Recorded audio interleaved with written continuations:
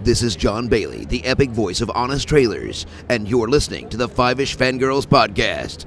It's a Fangirls podcast with five-ish people. The tangents and squee will continue. Squee.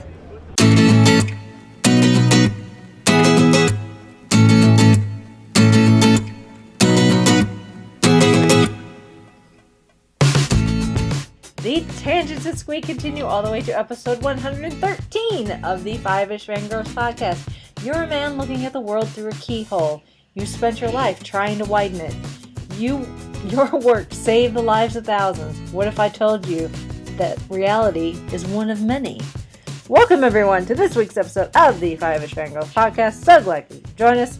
Let's start off like we do every week. We're on the virtual table and see who joined us this week. This is Brittany in Belvedere. This is Chrissy in Salt Lake City. This is Holly from Wisconsin.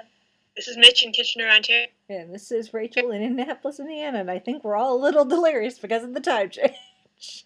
Speaking of Doctor Strange. No kidding. Yeah, no kidding. And Harry Potter and time turners and TARDISes and...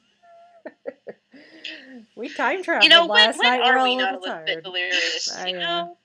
That's true, but it has been a very busy weekend for me, at least. So I like to think that that's a valid excuse. But maybe I'm just delirious all the time. I don't know. Anyway. Hey, I'm taking the excuse too because we had a bunch of stuff going on yesterday and Friday. Yeah, but we will get to that after we get through the news. Not that we have a whole lot of news. Been fairly light in the news, which is probably a good thing right now. So, just a couple of things. First things first is Marvel has confirmed that several familiar faces from the previous or current existing Marvel Netflix series will be appearing in Marvel's Defenders. Not that this should really be a surprise. And really, you can just take any character that, appeared in more than 5 minutes worth of either series, and they're probably going to appear in it. Honestly. So, excuse me. But just in case. Claire Temple, who has so far has been in every series, so that should not be a surprise. Claire is like the bridge that's bridging all of them together at this point. So Karen Page from Daredevil. I thought she'd be leader of the Defenders. She kind of is. Well, at the very least, Claire is going to be the official nurse of the Defenders. Karen from Daredevil, Misty Knight from Luke Cage, Jerry Hogarth from Jessica Jones, Foggy from Daredevil, and Malcolm from Jessica Jones are all going to make appearances. So,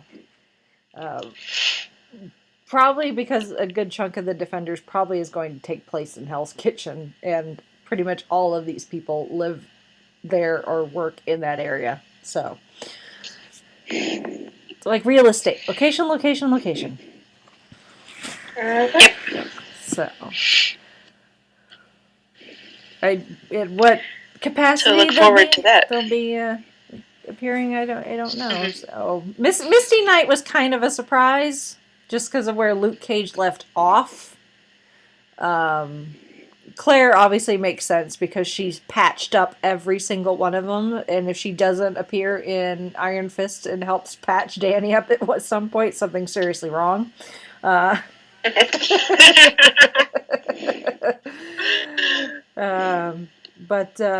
you could figure maybe Karen, Jerry, and Foggy be the legal team for the Defenders, maybe? I don't know. I imagine they may need one. They may need one or two. So the defense part 2. Yeah, really. Defenders and avocados at law. I don't know. Yeah. The Defenders need some defense in the legal sense. Maybe. Who knows? Which one? I guess we'll find out when the Defenders drops next year, maybe, hopefully. Yeah. So Watch this space, because pretty much. we'll be waiting for it. Pretty much. Yeah. And anyway, and in other news, the trailer for season 2 of Fuller House dropped this week, and I don't know how many times I've watched it. It was just like, I think it came down on a Tuesday or Wednesday, and just when I had a break in work, I just kind of had the YouTube page open, just kept watching it over and over, and I'm like, the amount of times I watched the Gilmore Girls Year in the Life trailer. yeah, I mean this one, like this one, they're packing in all of their holiday themed episodes, because Full House had a good number of like Christmas or Thanksgiving or Halloween episodes, and it was just like, oh my gosh, there was so much images of. They had one with DJ and as Goldilocks, and then her 3 boys are the 3 bears, and I'm like, well, which one's Mama Bear? I'm thinking it's probably Little Max, because I'm sure there's going to be some fun jokes there, and then they had them do Thanksgiving and Christmas and New Year's, so I'm like, oh, this is going to be so much fun. So it's just it's a treat. Yeah. I think they can have a bit... just fills your heart with happiness. Yeah. I think maybe they had a bit more fun with the season 2 this time around, because we know all the characters now. So before, it's like we knew the returning crew, but like the kids and all that, we didn't know them. So now we know, these new characters and their personalities and all that. So the subsequent seasons, they can be like. Also, the reception of season 1 was. I want to say universally. I'm sure there's somebody out there carping about something, because there always is. Yeah. But I think everywhere I saw, people were praising and happy to see Fuller House, and they enjoyed it. I think this time they're like, they know that the fans are there. Yeah, they ordered like season 2 within like a week of it debuting. So yeah, that's true. But like in the run up to it, like the marketing and things, they were like, oh, are they gonna love it? Are people gonna enjoy this? Is it gonna be kind of have the same feel to it? So yeah, I'm happy to see season 2, and it was a bright spot. Yeah. It was just it's like a little ray of sunshine coming into your life. Mm-hmm. I know what I'm gonna be binge watching. Oh yes, I'm like, you know what? Everybody, don't bug me on December 9th, because I'm busy. Yep. And they're short. They're half-hour episodes, 20-minute episodes, so you all just can chill. Mm-hmm. Very easy to binge. Yep. And then another trailer. We got a full trailer for Wonder Woman, which I saw it and I was like, is this the same one? No, this is different. Mm-hmm. This is new. And it still looks really, really good. Oh, yes. I'm like way excited for this. More excited than I think I've been for any other DC movie, because it's been like, I don't know, there's been, I don't want to, there's been some chatter that there might be some problems with the Batman movie. There also was a trailer for the Lego Batman movie. That one looks cute, but like the Ben Affleck one, and I'm like, ew. But this Wonder Woman, oh my gosh, it looks really good. So I'm excited for it. It looks fun. Yeah. It looks really I don't know what else to say about it. Yeah. It's like she can just be, the shining beacon in the Justice League. That's fine. So. Yes. Everyone else can, kind of stumble and have no idea what they're doing, but Wonder Woman, she's got her life together. I loved Andre's commentary, Black Nerd Comedy, after the trailer dropped. He's like, "There's color." There's actually bright colors and sunshine. It's like, DC, do you know how to do colors other than black and gray and dark and grim and gritty? Somebody finally sprang for electricity? Yeah. Yeah, Like, some pigment into that. Yeah, really. Like there's that scene where she's like walking into the party. She's got like this bright blue dress on. I'm like, color. Look at that, and her uniform, it says red and blue and yellow in it, and it's like, ooh, this looks so pretty. Yeah. It takes place during World War I, and war is not a pleasant thing to be talking about or gonna have a movie about, but Captain America did it, so Wonder Woman can manage it, and it looks like they have so far. So, yay! Yeah. So, that's really it for news. Although I guess, Holly, do you know which book won the poll? The book that won the poll was In the Blood, the 10th Doctor in Dana novel. Alrighty then. Yes. So go procure that and get for this month for the book club. I'm slowly catching up. But we'll get to that. Yeah. Well, as I sit here. Yeah. So do you want to use that as a nice transition? Because I know your thing is like shorter. So do you want? Oh yeah, I can. I can talk about my thing. So I'm sitting here. Not Doctor Who books. Books that I purchased yesterday. Last week I briefly mentioned that I would be at the local authors and you. I don't know what to call this, a conference or an event. I think it's more of an event. Hold on a second. Sorry, I've been having a cold and I have to stop and cough a couple times. Anyway, local authors and you was put on by the Salt Lake County Library. It actually started Friday night. My husband Jared was on the committee for it. I think this is the third time they've done it. Jared was on the committee last year as well, and I went and helped a little bit. This is the same library system I used to work for as a sub, and so it was kind of fun to be there, to be back there, and seeing people I'd worked with, and excuse me. I'm trying not to cough into my microphone, but this is being really uncooperative. But basically, what this is, and it's held in conjunction with the start of NaNoWriMo. So the first weekend of November, they've kind of started doing this, and it's because in Utah there are just a ton of authors, fantasy authors. Sorry, young adult authors, sci-fi authors. You're fine. Okay. Children's authors, Western authors. Actually, any kind of genre you can think of, someone in Utah is writing about it. Okay, I really have to stop and cough, guys. Okay, I'm fine. I really am sorry about that. 'Tis the season. So, there's... Yes, it is. 'Tis the season. It's just, for some reason in Utah, there's just a lot of people who write, and they get published by big publishing houses, or they self-publish, and that's kind of become the big thing for people to do. And there's a big community, writing community here, and so there's just a lot of us. Okay, I'm gonna be done here.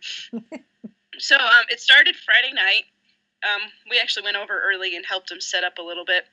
And then there was a keynote speaker by author, I think it's Meddy Ivy Harrison.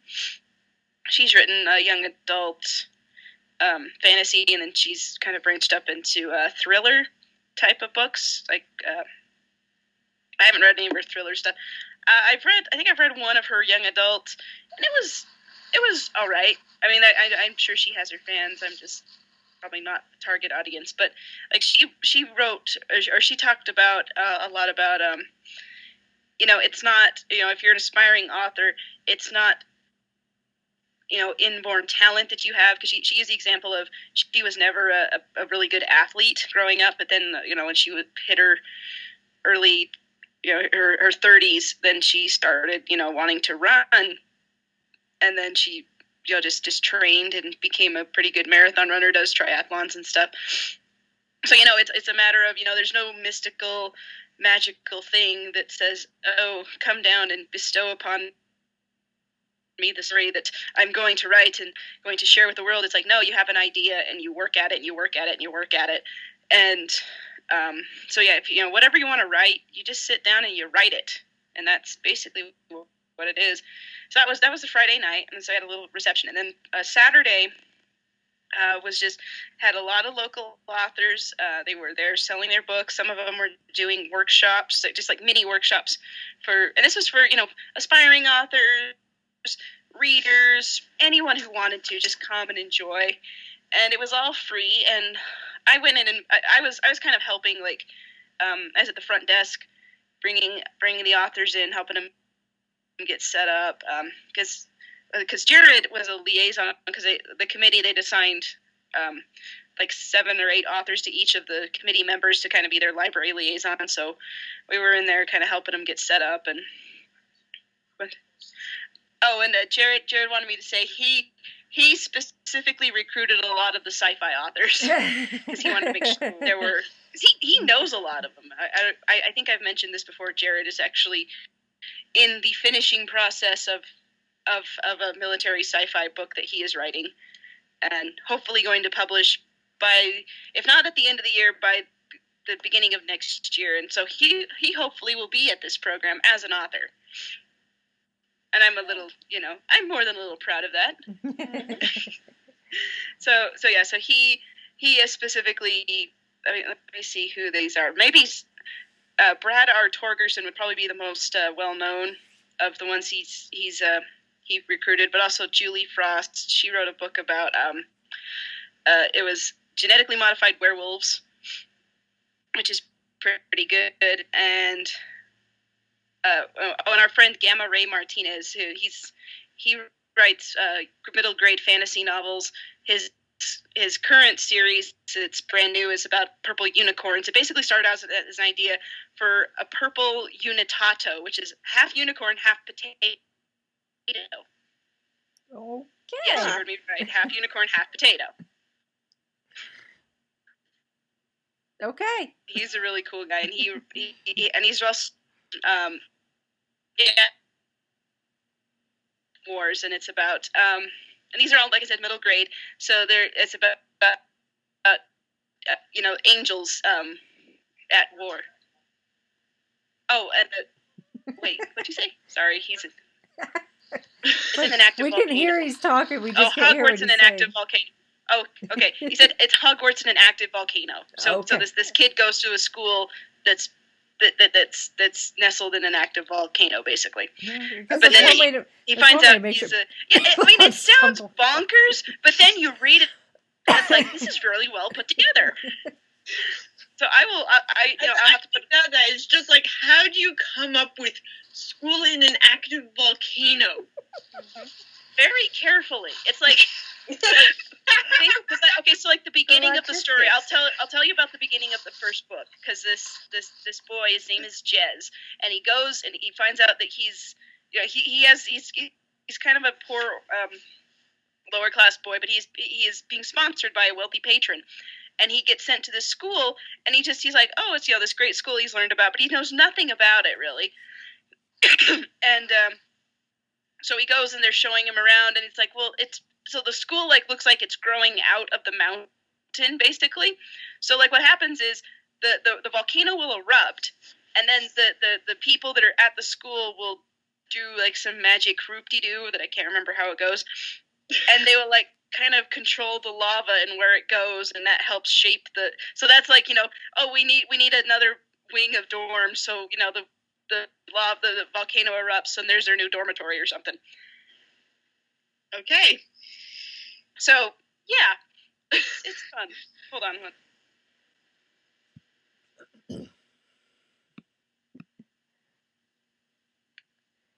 Okay, sorry. Anyway, so that's Gamma Ray Martinez is the author. I'll actually put a link.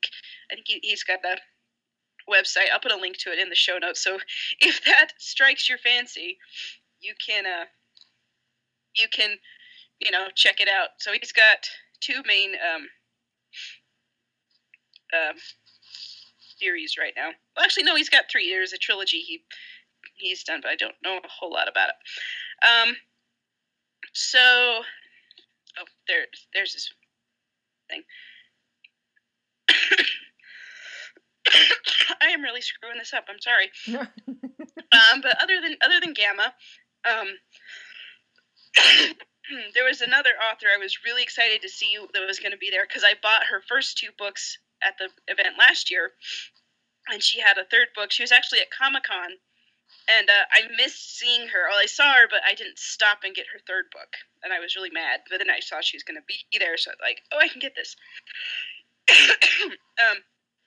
Her name is Candace J. Thomas, and her first two books, it's called the Vivitera series, and basically it's a girl that she has these prophetic dreams, and she has to save the kind of a thing. And so the first book won an award, and she was just a really sweet lady. I loved talking to her. She was just so excited about the stuff that things that she was writing, and she's being published by I think it's pronounced Schuyler Publishing. The way it's spelled is Xchyler. So it's a small press, and they publish a lot of different things, but she's kind of one of their main ones. And so we chatted a bit, and they're all just really excited to be there and really nice, and they all want to sign your book and just talk books with you, like either whether you're a writer or a reader or just interested in good stories. And then another one I found that I actually just discovered this go around, Tiffany Clark, and it's Tifaini is how you spell her first name. And she wrote this book is the Soul Saver series about a girl named Jamie who she basically she learns how to save souls, like ghosts with unfinished business come to her, and she has the power to help them finish what they started, and sets their souls free. The one that caught my eye, the book of hers that caught my eye is called Haven Waiting, sorry. And basically it's about a girl named Haven who was tried and convicted as a witch during the Salem witch trials. And she actually was a witch, because if you studied the trials, and it was historically no one was a witch. It was just it was a scare. But this girl Haven, it was Haven Mills. Yeah, it was but in this story, Haven was actually was a witch, and her soul is languishing and needs to be saved. So that's Jamie's job, which I haven't read the book yet. But I'm gonna read it because it looks cool. But I got the first two books of the series, and she said that they could be that the books are all standalone books. So it's about the same girl, but she just has different adventures throughout the series. So there's first book is Shadow of a Life, Haven Waiting, and the third book, which I did not pick up. I don't know why I didn't because I'm kind of dumb. But anyway.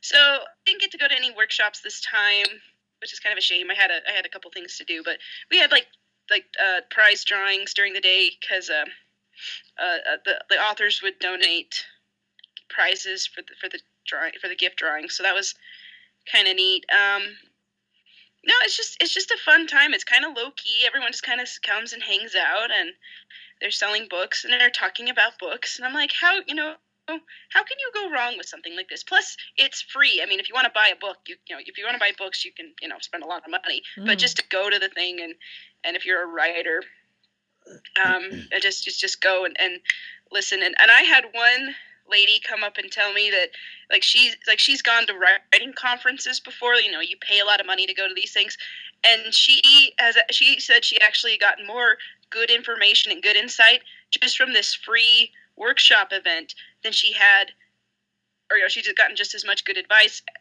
as super expensive writing conference that she'd been to. So I was like, well, yay. I mean, I didn't help put this together. I was just, there as help, help on the ground. But I'm like, that's, take advantage of these free events. I mean, even if you're not if you're not local and you're not here in Salt Lake to go to this particular event, I'm sure there's stuff at your local library that you can do. And like I said, there's like most of these authors are, self-published, or they're small presses. And there's small presses and self-published authors like everywhere. I mean, Amazon makes that so easy. Amazon, Smashwords. There's a bunch more. I'm sure I can't think off the top of my head. But if you want to write a book about whatever you want to write a book about, there's really no reason you can't, other than maybe you lack confidence or whatever it is, whatever your hang up is. Which I get that, but if you want to do it, do it. Yep.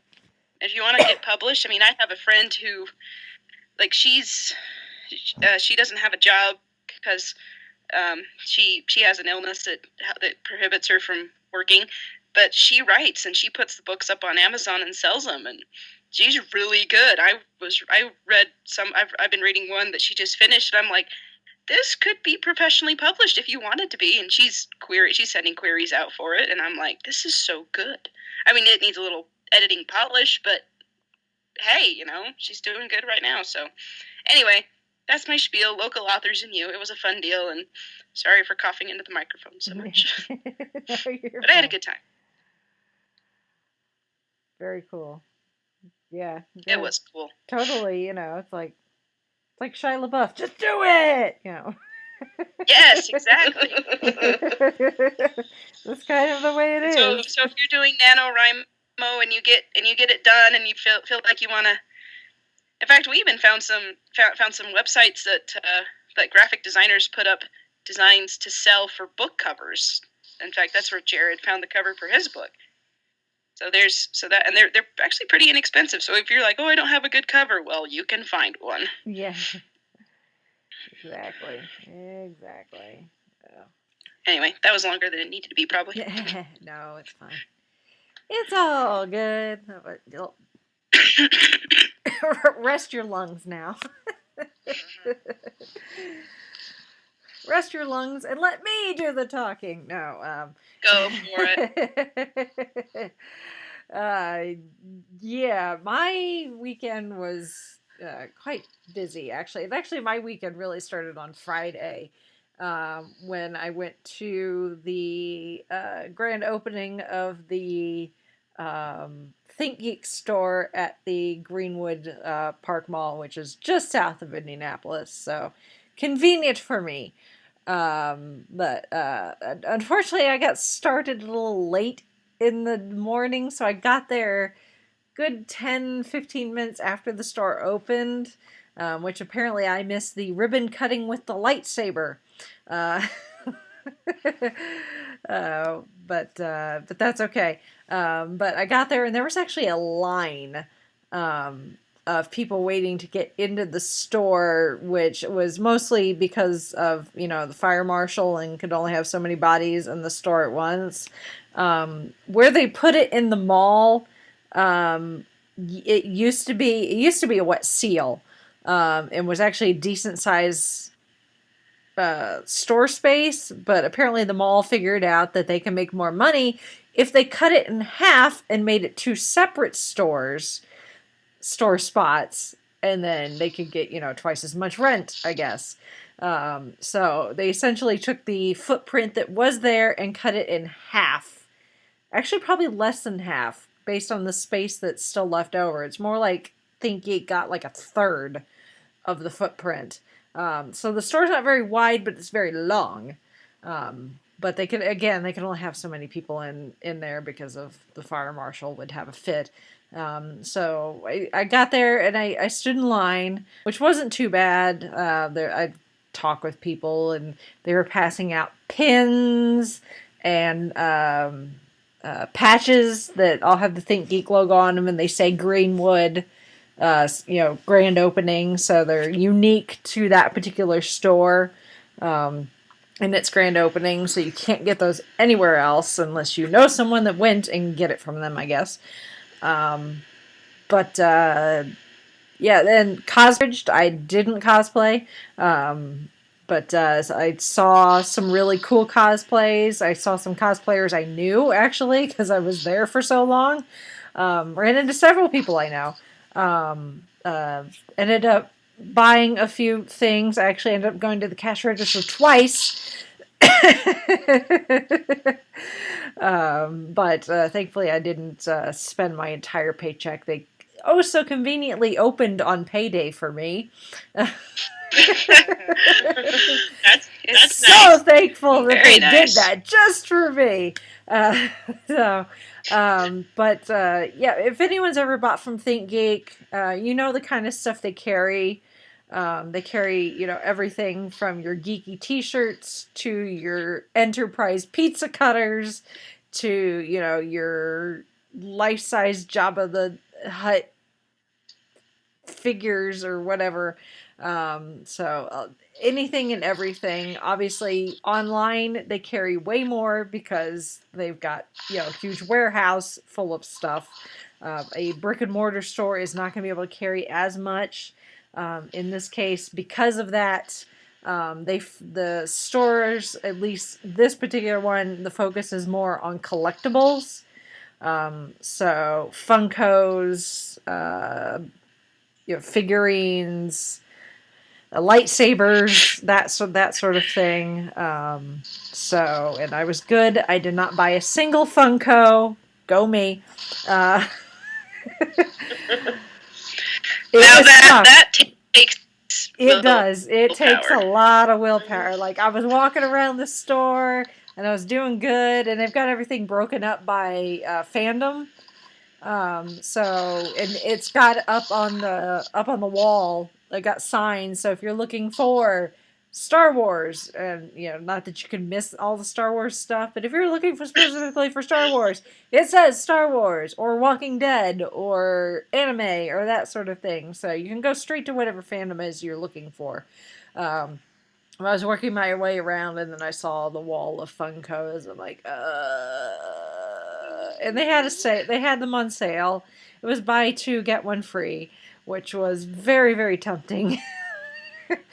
But I didn't buy any. Thank goodness. But I did buy a few things for myself, and I did buy something for Chauncey, but it's for Christmas, so I can't say what it is. But it is hidden somewhere in our apartment. Chauncey, I know you're going to hear this. Do not go looking. Just saying. And I saw a few more things there that I think will also be part of his Christmas present. So I'm gonna have to go back, but I'll spread it out a bit. And if anyone wants to go Christmas shopping for me, that's a perfect place to do it. It was really fun. They were doing they gave everyone raffle tickets. And they did a raffle every 15 minutes. And it got to, they were giving things away like mugs and some bags and some stuff. And it got down to like the last few giveaways. And I was like, well, they only have so many things to give away left. So it's like, I'll stay. Although I'd been at the mall for almost 4 hours by this point, and I really need to go home. But it's like, I'll stay for the last few drawings. And like the second to last drawing, someone I knew who was there won. And then the last drawing, they kept calling numbers and calling numbers and calling numbers. And of course, they'd had been passing out tickets since they opened, but a lot of people had left, so they weren't there. So they kept calling numbers, and the people weren't in the store anymore. So it's like, I don't know how many tickets he drew. It had to have been like a good half a dozen, I think. And he called, and it was mine. So I literally won the last raffle prize. Like, he kept calling numbers, and he'd be really close to one of mine. And oh man, and then finally he called one of mine. I'm like, yeah, and he's like, really? And I'm like, yes. He's like, good, we're done. Yay! Well, it's a good thing you stuck around. Yes, then. It is. Yeah. So, So that was fun. The store manager, Rob, he's super nice. Everyone who works there was super nice, and I don't know if they was just the high off of yay, we're finally open, or if it'll continue to be that way. Yeah, Rob, the store manager, super nice dude. We actually have a mutual friend in common with Alec from he's a fellow podcaster actually. So that was kind of cool. So but yeah, and then there's another store opening as we're recording this coming Friday at the Castleton Square Mall, which is on the north side of Indianapolis. So if Greenwood's not convenient, if you're further north, do not be afraid. You're getting one on the north side. Apparently the store footprint is more square than long, and it's about 500 square feet bigger. So they may have they're hoping to get slightly different merchandise so that, because the gal that's actually going to be the store manager there was at the store manager, the opening for this one to help out. And she said that they're hoping to get slightly different merchandise so people have a reason to go to both. So we'll see. That would be nice. Yeah. So, and I think you can order stuff from the website at the store. So if they have something, or if ThinkGeek carries something that they don't have in store, I think they can order it for you. And if you order so much, I think you can get free shipping if you have it sent to the store. I think. I may have misheard that. And apparently you can also make any purchases you make in store. You can like scan your receipt or something and still earn the ThinkGeek points online. So you just have to enter your receipt information. So if you're someone that buys a lot from ThinkGeek and wants to earn those points to spend towards more stuff, but you're going to shop in store, do not be afraid. You can still earn those points. I have to figure out how to do it. First, I got to find my login for ThinkGeek, and then I'll figure out how to do the points thing with my receipts. It's somewhere. I know it is. It is. So, but anyway, ThinkGeek, brick and mortar store. My wallet is very, very sad. Forever. That's when you tell your wallet, shut up. Yeah. Like, you're open fine. And you're going to like it. No. The other big thing for the weekend was Midwest Toy Fest. Was yesterday, today. It's Sunday, so it was yesterday, Saturday, and then today. So I was there all weekend, both days. We had a table, which was kind of cool. It was definitely different. We have a sign. And we have a sign. If you've not seen the photos either on Instagram or on our Facebook page, go check them out. I ordered a sign. I designed this sign like forever ago and just hadn't pulled the trigger on ordering it because I was like, why am I going to order a sign if I don't have any reason to use it? And then this table like fell into my lap. I'm like, okay, apparently I'm ordering a sign. So I ordered the sign. It's very cool looking. I'm very quite proud of it. I designed it all by myself in Illustrator, in awesome. Adobe Illustrator, and but I love it. So do not be surprised if you see that particular design start appearing in other places that are related to us. So, but yeah, the table had the sign. I had Halloween candy that I still struggled to get rid of. People just don't want candy. I don't know I don't know if it was because they were sick of Halloween candy. At this point, I don't know. Anyway, but yeah, tabling it. Obviously, I had the table at Doctoberfest at Who North America last weekend, but that was a little different because we were essentially just out in Who North America's backyard, so we could all see each other and get up and talk to each other, and it's all good. Tabling at an event like this is a little different. I would sit there for an hour or so, and people walk by, and not a lot of people stopped. And I don't know if that's just because they were in such a hurry to get to the dealers area so they could buy the the Funkos or the comics or what. Even when I was like, hey, would you like some candy? And they were like, no, thank you. Okay, well, enjoy your show. Plus, there were people I actually wanted to talk to, and because they were also, um, um,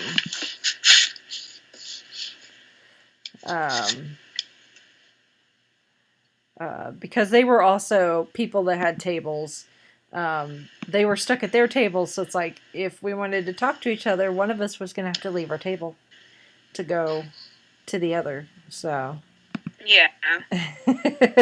so it's a little weird. I did like having like a space to put like, our business cards, and it was a nice place for me to like dump my stuff so I wasn't walking around with my bag full of stuff that I normally have when I go to conventions. So that was kind of nice. So I did, I saw, several people that I knew from various things. Who North America was there with a smaller footprint booth than what they normally do, but they were there. So I saw Keith and Janie. Elena from Ann Sewing Ann Sewing is Half the Battle. Had a panel today all about patterns and how patterns really suck because the stuff they print on them is mostly BS, which is totally true. Like, your measurements are about the only thing that will help you. Everything else, you kind of have to figure out for yourself. So I got to see Elena. I saw Tony Troxel from Indiana Geeking. He was there yesterday, pretty much the entire day. So we got to chat, which was cool. I saw several cosplayers. My friends at the Indiana Cosplay Association were there collecting toys for Tots, which was very cool. The cosplay contest, they had kids and adults, some really cute cosplays for the kids, some really good cosplays for the adults. I had a nice chat today with one of the cosplay guests. Michael, or he's better known in the cosplay community as Knightmage. He's a really, really cool dude. So I've got some audio from chatting with him today that I'll put up at some point. I didn't get any good pictures of him, but if you go to pretty much anyone else's Twitter or Instagram feed, they probably have a good shot of him. I'm pretty sure Super Casey probably has a good shot of him. But yesterday he debuted a really awesome Captain Planet cosplay.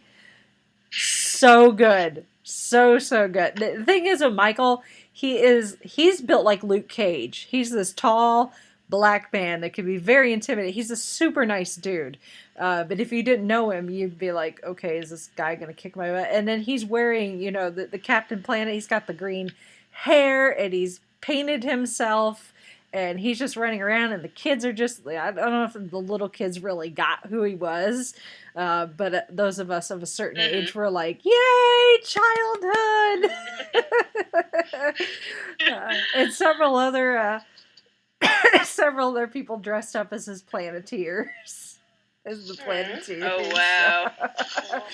So we had Captain Planet and the Planeteers.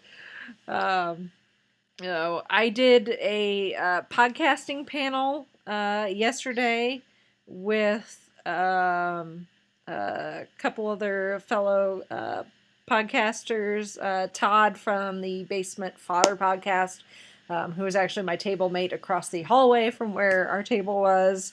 One of the guys from the Showdown podcast and one of the guys from the Dark Fry Entertainment. So we had a nice intro to podcasting panel yesterday. And then the second annual Indie Podnet Awards happened yesterday as well, which is something that John Graham, who's in charge of the Independent Network and the Independent Show, started last year to help recognize Indiana podcasters. This was the second year for the awards. He actually changed the format somewhat. So unlike last year when we entered and we had to record something special that hadn't been already released and submit that. This year it was peer nomination and then peer voting, which I think was better because it created less work for the people wanting to enter and for John, which John said it's a lot less work doing it this way. So I think maybe that might be the format that he may stick with for a while. The only thing is he was a bit sad that not as many people actually entered. And I think that's more just from lack of knowledge that something like this exists. John's got the independent network, which I can put a link to that in the show notes, where people who are Indiana-based content creators, not just podcasters, but videographers and comic creators and artists and that sort of thing. Anyone who just creates content as an independent artist and you are in Indiana, you can be part of the network. So getting your name in the list there allows, you to get some exposure to people who may stumble across the website. And then obviously we've got the podcast indie group that I'm part of that, we have our meetings. And John does his best to try to promote to those groups, but I think it's just word of mouth. I don't know if maybe Indiana's not quite the hotbed of podcasting that we think it is, or what. But it's a industry that's growing. Obviously, there's a lot of podcasts out there, but when you break it down by state by state, you may find, I'm sure there's probably a map out there somewhere that somebody's done, and I would imagine that some states are probably more podcast heavy as far as creating than others. So really, it'll just come down to us continuing to promote ourselves and each other, our fellow podcast creators, to help get the word out there. But the Showdown podcast took 2 of the awards, and then Kate's Take took 2 of the awards, which they're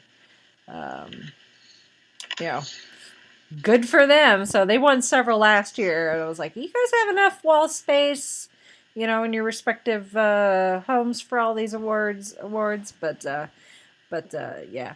And then I guess there's worse problems to have. I don't have enough wall space for all of my awards that I've won. But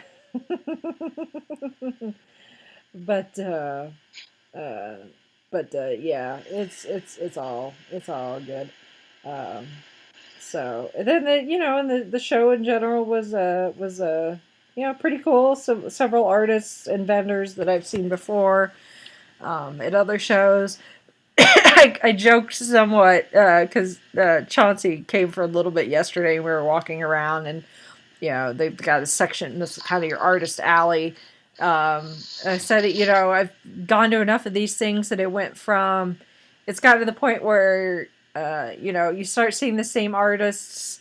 And it's like, hey, I've seen you and your art before. And then it gets to the point where it's, hey, I've seen you and I've bought from you before. And now it's gotten to the point where it's, hey, I know the person that's in that piece of art.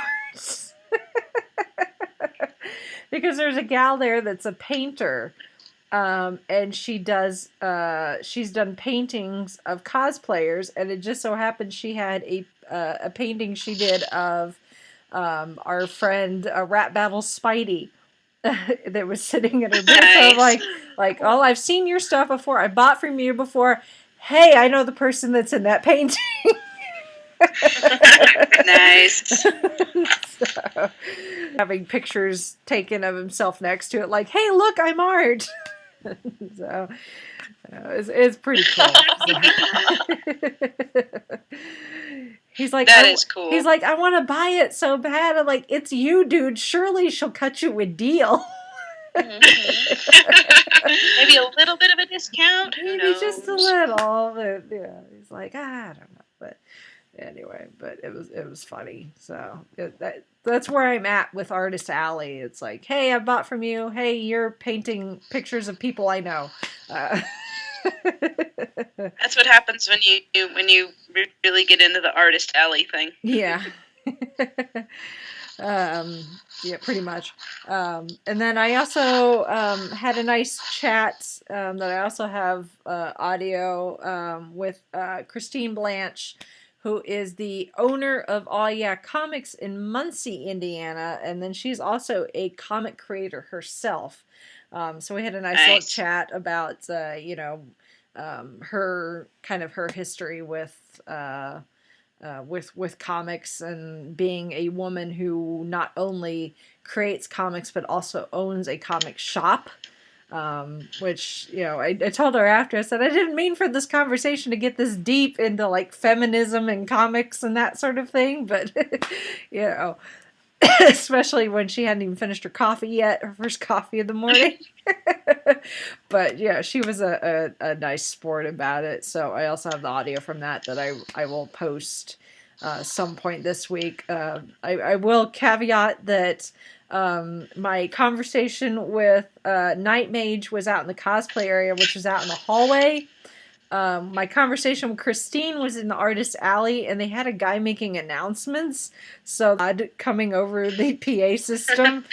So she kept talking, even as the guy was talking. So hopefully that didn't mess up that part of the audio too badly. I haven't had a chance to listen to it yet, but just a warning that like the voice of God will appear a couple of times in some of the audio. So.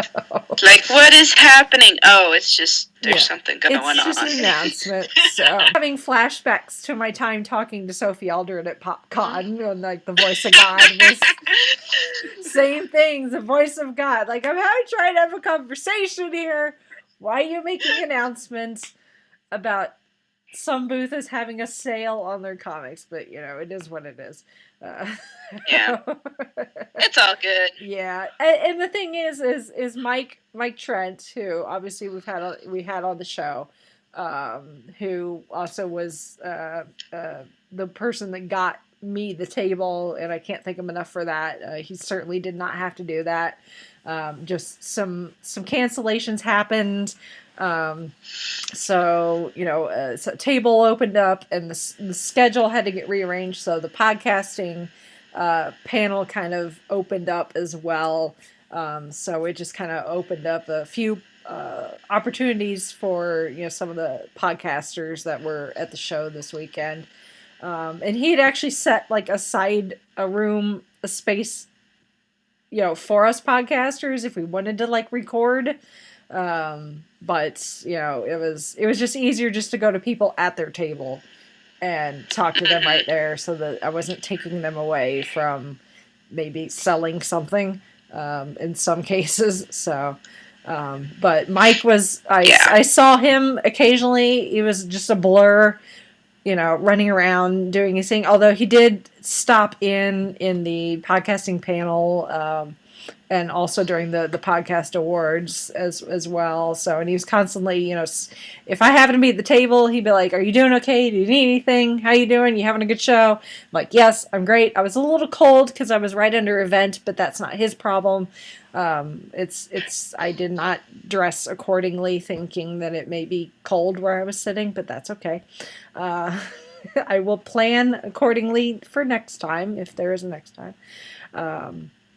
But he was super nice and making sure that everyone was having a good show. So kudos to him and everyone else for Midwest Toy Fest. They put on a real good show. I had fun.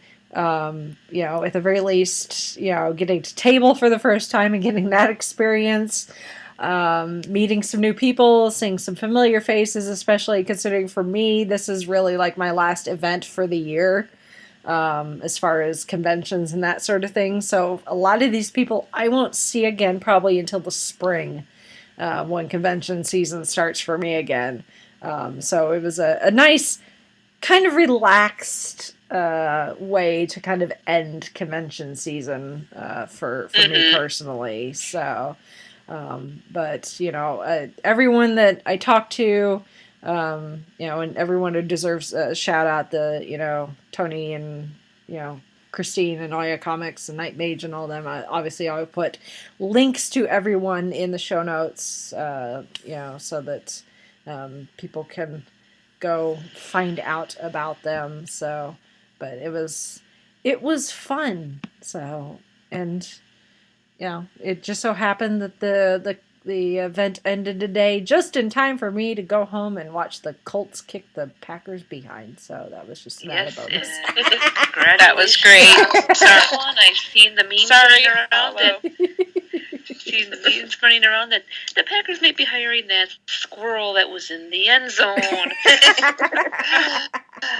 Yikes! I saw that. Yeah, that was fun to watch. As much as I caught of it. Yeah. Sounds like you had fun, Rachel. Yes. Yes, I did. So not a bad way to, I guess, kick off the month of November and end convention season. So awesome. So, all right. Well, even after all that, we still have more to talk about. Can I? Oh yeah. Go ahead. You got something? Yeah. Can I just briefly mention? I forgot. I was gonna say this, and while you're talking conventions, I was like, oh yeah. So last week I said that they were gonna do FanX in March, and that is still true. That is happening. What I failed to mention, or what I didn't realize when I was mentioning it, was that it's actually only going to be 2 days in March. So it's going to be March 17th and 18th, the Friday and the Saturday of that week. For whatever reason, they're not doing Thursday. So plan accordingly. If you're going to FanX, it's only 2 days, but that's okay because that one's usually the smaller one anyway. That's all I wanted to say before we got into our main thing. Yeah. Hey. Breaking news. Breaking news. Yeah. More or less. Something like that. So. Anyway. So like I was saying, after all that, we still have more to talk about. Actually, there was a little movie that opened up over the weekend. Yes. People may have heard about. For the people that all throughout the weekend, because I saw it Thursday night, so starting Friday morning, the ThinkGeek thing, people are like, "You've seen Doctor Strange? You've seen Doctor Strange? You've seen Doctor Strange?" And people are like, "Yes, I have." And then some people are like, "No, I'm seeing it tonight." And other people are like, "I'm going to see it at some point this weekend." But for the people that had seen it, a lot of discussion about it, and the general consensus is people really like it. Yeah, everyone I've heard who's seen it says they love it, and I'm going to add Jared and I saw it last night, and we loved it too. So we had a good time seeing it, and yeah. So obviously, I guess we will sound the spoiler alarm. We've all seen it except for Mitch, but Mitch does not plan on seeing it, so I'm assuming you don't care about spoilers. So you're fine with potential spoilers. Which that's totally fine. Obviously, Doctor Strange leading into its release, some controversy surrounding it, various forms of controversy surrounding it. It is, I guess it is what it is. I wasn't in charge of making it, so I can't make any excuses or try to explain anything away. These companies. Yeah, the explanations have run fast and hot. Whether or not you buy them is up to you. Yeah. It's like we don't make these decisions. These companies make these decisions.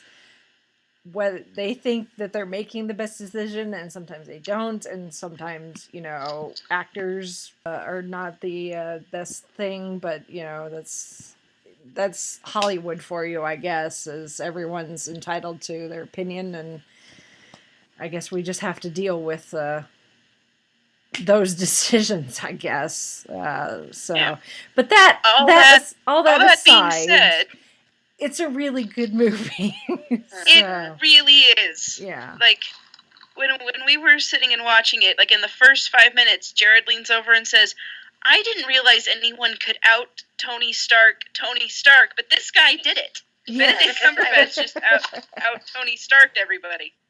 Yeah, I'm just waiting for when those two actually meet. Yeah. Yeah. To be a fly on that wall. Well, in a way, we will be a fly on that wall. True. Yeah, I mean, Thor and Cap just standing off to the side like, ooh, this should be good.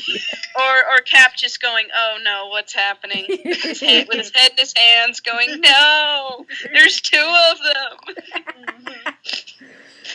yeah. I mean, it's an origin story. I mean, that's all there. Yeah. You know, there's no ifs, ands, or buts about it. It's your stereotypical origin story, and it's actually fairly similar to Iron Man, where Doctor Strange, he's living his life, doing what he wants and making the big bucks and that sort of thing, and something happens, and he's forced to do things that he thinks will give him the life that he had before and take him back to the life he had before. And in the process of that, he realizes that the life he had before is not all it's cracked up to be.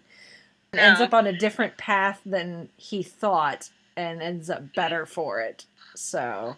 And because I have seen a few complaints. I think they're just people trying to get clicks to be like, contrary to everybody else because, that's what you do. And they're saying, "Oh, this movie sucked because it basically copied Iron Man." And it's like, well, okay, think about it. You have, these superheroes in all of the origin stories to a degree are, these, very intelligent or very strong. Like even Thor, he's like, I'm going to be the ruler of Asgard, and I'm the god of war and whatever, and everyone will bow to me.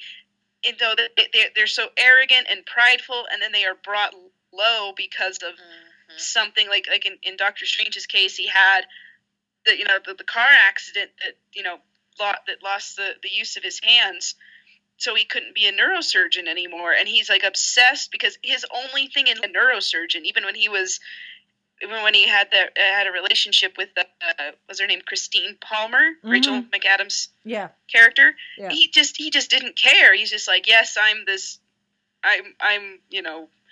greatest ever. Why wouldn't you think that? And then he's just like, oh, I've lost that. Now I have to find it again. So like when he's going through the process of learning magic, for lack of a better term.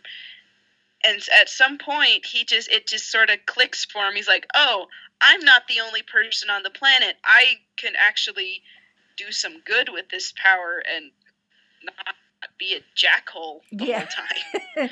Well, the Ancient One even tells him that at one point. It's like, it's not about you. Exactly. So... Well, even Wong the librarian. Yeah. Oh my gosh, he was wonderful.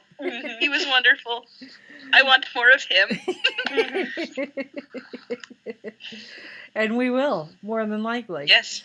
So, it's I mean, it's exactly what you'd expect from a Marvel movie. You've got, the action. There's a little bit of romance, but it's not real heavy, which is good because I don't think it really would have had a place in this movie. It fits. Yeah. Having that relationship fits in that like they've had a relationship but now they've broken up. Yeah, which shows to his character and it shows to her character too. I think is why it kind of needed to be there, but that's as far as it needed to go. So yeah, and there's no big damn kiss. So yeah, there's a sweet little peck on the cheek, and I think that's about as far as it goes. Yeah. There is a shirtless Benedict Cumberbatch scene, but that had nothing to do with the romance. He was. What was he doing? Just like doing some kind of exercise or something. I can't remember. I don't remember. All I know is he was shirtless. So shows what our priorities are, guys and gals. It had nothing to do with the plot. I think it was really for the ladies. This is from the two of us that are happily married. I know. Like, It's like, Benedict, he's not really my type, but, he's a good looking, it's kind of like John Barrowman, he's not my type. Of course, I'm not John Barrowman's type either, but, but, I can appreciate a good looking, person. So, Benedict is one of them. So, obviously there's humor. There's action, there's adventure built in on coming from several different characters. So even one character that doesn't even speak a single word. Yes. The cloak of levitation is this generation's magic carpet from Aladdin. Pretty much, yes. Or, like I was saying, the version of Excalibur from the Librarian. Yeah. I kept thinking, like, this is this movie's Baby Groot. This is the one that's going to steal the whole show. Yeah. And I was just like, okay, the quote's trying to keep him from moving. Is this just going to be a one-time thing? Nope. Okay, I'm liking this. That was so good. I had no idea that that's what the cloak was. So I knew what it was called. I'm like, it's the cloak of levitation. I'm like, okay, well, he'll wear it and he'll be able to like fly like Superman, which he can. But I had no idea that it was like alive and had a mind of its own. So, which is quite funny. And whipping butts too. Yeah. Yes. And going into this, I don't know what I was thinking. I was like, but the humor genuinely surprised me. I didn't think there was going to be a lot of humor in this one for some reason, and that just could be me, the way I, saw the trailers and the promos going into this. But I was just like, oh, he's actually making jokes. This is great. Mm-hmm. I'm like, well, duh, it's a Marvel movie. What were you thinking? Yeah, like the humor was just very appropriate and just well timed and in the right places. So whether that's due to writing or acting or both, I loved it. It was great. Yeah, especially when he's trying to use the time sling and he's going into the library and trying to get books. Yeah. Oh, yes. Suspiciously from Wong, and then all of a sudden, and Wong's sitting listening to Beyonce, and then all of a sudden his book disappears.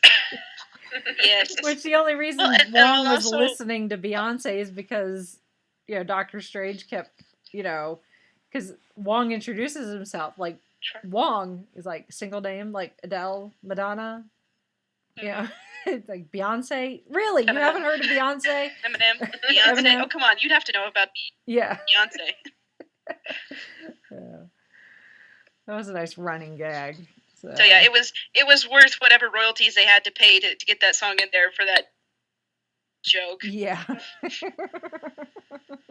And maybe, I don't know, maybe the humor was unexpected because I mean, Benedict Cumberbatch has been in, there is some humor in Sherlock, but he's never really the source of it as such. Yeah. Right. And some of his other stuff I've seen him in, they haven't really been funny movies. So it's like, maybe that's why I didn't expect it, because I'm like, it's Benedict Cumberbatch. He's a serious actor, and he doesn't do jokes. Well, apparently he does. Yeah. All you need to do is watch the bit he did with, was it Jimmy Fallon, I think, early last week. And he can be funny. He even cracks some one-liners on it's one of the British interview shows that they air. Graham Norton, probably. Graham Norton, yeah. Yes. Yeah. Yes, it was Graham Norton, and he cracked a few. Yeah. I don't doubt that he can be funny. I've never seen him in a role that called for humor. Yeah. Very much. Yeah. I don't know how to explain it, but it's like. Well, I'm happy that it was there because it was fun. Yeah, Andre, Black Nerd Comedy, in his non-spoilery review of Doctor Strange, he brought up the fact that the last time Benedict Cumberbatch and Chiwetel Ejiofor were in the same movie, it was not as funny. So the relationship was way way different. They were both in 12 Years a Slave, if people don't realize what I'm referring to. So yeah, this is definitely a different type of movie than what Benedict normally does. I mean, we're used to him being Khan and the Imitation Game and playing the guy in charge of WikiLeaks and but Oscar bait, if you will. Oscar bait, yeah, essentially, really. So I don't think he's going to get any Oscar nods for this one, but that's okay. The Oscars don't like superhero movies. That's okay. But well, the Oscars can go somewhere else. Exactly. Yep. Exactly. So, but at the same time, I don't think Doctor Strange was that big of a stretch because really, it's almost Sherlock with magic. Basically, it is, and he's got a big ego. He thinks he knows everything. He thinks he's smarter than everyone else in the room. And then he gets taught otherwise. So, I was also calling him Magical House. that would work too. yes, yeah, that works too. Yeah. Yeah. Can we talk about his American accent for a bit? I thought it would take some getting used to, but actually, it wasn't that. It wasn't that. No, it was. No, I liked it. I thought he did a great job with it. It was just okay. There's Benedict Cumberbatch's face. That's not his voice. But okay, I'll take it. Yeah. I don't know. That was all I had. I don't know. Maybe I was just hearing things. He sounded like Robert Downey Jr. a couple of times to me. Like he sounded similar. I was like, huh. Maybe he took points from that since his character is so much like Tony Stark. Maybe in many ways. Although I had another thought while they were. I guess this is more of a plot point for the greater MCU when the Ancient One verse and how that works and how that doesn't affect the real world. I'm like, hey, that's how you avoid collateral damage in those big city destroying battles. Exactly. Like, that's what, and I explained that to Chauncey because he was trying to, we were trying to figure out like how this fits into everything else. And I'm like, the minute that they explain that anything that happens within the mirror universe does not affect the outside world, I'm like, that's how everything that just is going to happen in this movie can happen, and the outside world will be none the wiser. Yes, because like that opening bit where they're having the fight in the sanctum and they run out to the London street and the Ancient One is doing the funky psychedelic hand waving stuff with all the set that with the hand waving with, and then the buildings are spinning and like people are walking by and they have no idea, and I'm just like, what the crap is going on? Because in any other movie all the civilians would be freaking out and have no idea what's going on, but I'm like, okay, that explains it, and I accept that explanation, and I like it. Yep. So I was excited about that. Too, for a plot point. Now, is that eye of whatever that he was wearing, is that also an Infinity Stone? Yep. Did I get that right? Yes. Okay. That's it. It was an Infinity Stone. Which I totally call. It's they didn't specify which one it is, but it has to be the Time Stone. That's the only one that makes sense. Okay. Yeah, because Jared was counting them up on the way home. Yeah, there's when we were talking about there's it one it's like still going unaccounted through for at this point. Okay. So, but yeah, as soon as he took it and it opened, I'm like, yeah, that's an Infinity Gem. And Chauncey's like, I totally did not call that. I'm like, I did. Like, that's totally an Infinity Gem, and it's probably the Time Stone. So yeah, there's one still unaccounted for. Anything bright and glowy like that in a Marvel movie, it's an Infinity Stone of some kind. Pretty much. So, but but the fact that what they were saying at the end, Wong was saying to Strange that because Strange finally puts it back. He's like, he picked it up, put it on, and then left it on for like the rest of the movie until the end. where he Well, he needed his look. Yeah, well, he did, and he kind of needed it because without it, he wouldn't have been able to do what he did. But we'll get to that. But Wong is saying that Word is going. You shouldn't be walking around with an infinity gem around your neck. But then he also, he said that line about Word is going to get out that the Ancient One is dead. So people are going to, come knocking, trying to either take her place or, try to take over, the sanctums and the protection that's on the planet or whatever. And that kind of gives a nice opening for Thanos. Yep, I was thinking. Yeah, it's like Thanos is going to get wind that there's no longer an Ancient One, and he's going to be like, oh, that Infinity Gem is unprotected by an Ancient One. Let me go and try and get it. Which, they haven't said yet at what point we'll see Thanos again, if we will see him again before Infinity War actually drops. But, considering the nice little mid-credit scene we had with Strange and Thor, that there might be a potential opening there for Thanos maybe making an appearance in Thor Ragnarok, maybe. Well, and did I miss an announcement that they said Benedict Cumberbatch was going to be in Thor Ragnarok? No, they never announced it. Did they announce that? No, that scene was actually filmed while they were filming Thor Ragnarok, and realized that it would make a really good mid-credit scene.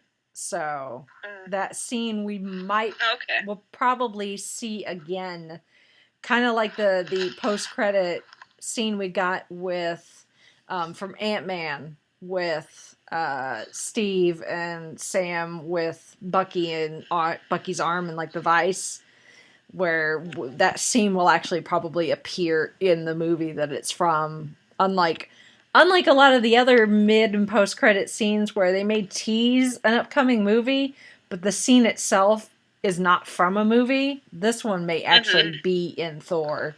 So but no, they never announced it because I'm sure they wanted to leave that a surprise. A surprise. So because that kind of would have been a big spoiler.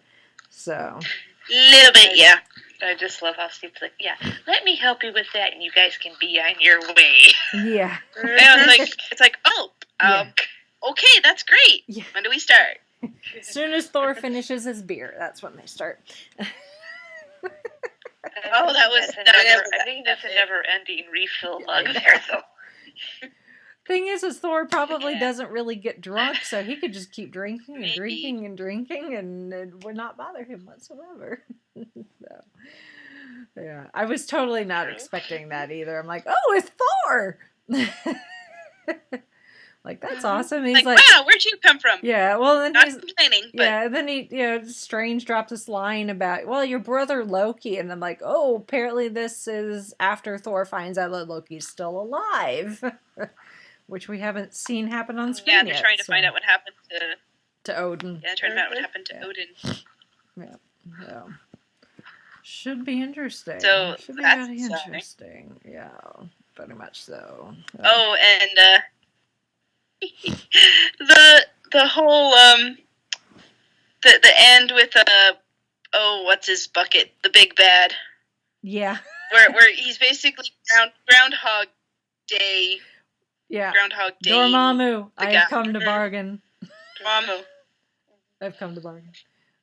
Yeah, Chauncey. It's like Groundhog's Day. I'm like, well, yeah, you would equate it to that because that's what Chauncey knows is Groundhog's Day.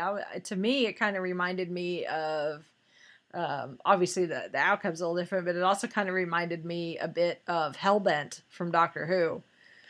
Where he had to keep repeating everything to break through the wall to get to get out of the confession dial. So, but I was telling Chauncey earlier because he was in the kitchen. I just walk in, I go, Dormammu, I've come to bargain. He just starts laughing, and I'm like, wait. I mean, when you think about, it's an interesting thing because, you know, he figured out how to do the time loop thing, which that in itself, you know, is, you know, he's breaking one of the first laws that, you know, the sorcerers are not supposed to break. It's not supposed to mess with time. So a bit Time Lordish if you look at it that way. But, you know, it's like, yeah, he's breaking the laws of time and doing this magic that, you know, really he shouldn't be able to do because he hasn't finished his training, and that's sort of cool. But at the same time, I looked at it and said, you know what? You realize that he defeated this all-powerful, universe-destroying, you know, entity that is Dormammu by essentially being a toddler repeating himself until the parent broke down and gave him what he wanted. Yes. That's basic. That's about, yeah, that's right. It's like, you have, it's like, and technically he used magic, but really, he just, you know, kept going, why, mommy, until mommy gave him what he wanted. Why can't I have that, mommy? Yeah. Mommy, where does this come from?